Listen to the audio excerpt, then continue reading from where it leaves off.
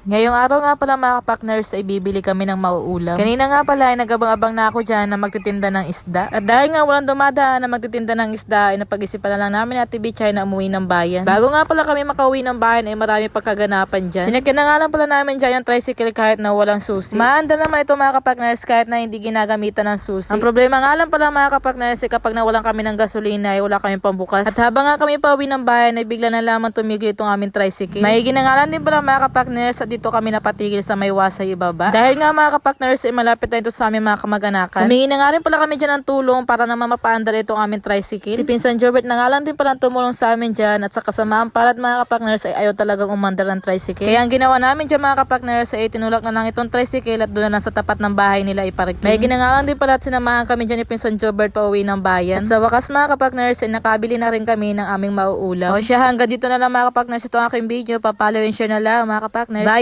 Thank you for watching. Sa mga gustong maglaro dyan, nasa comment section lang yung link. 7-7 pa ya guys.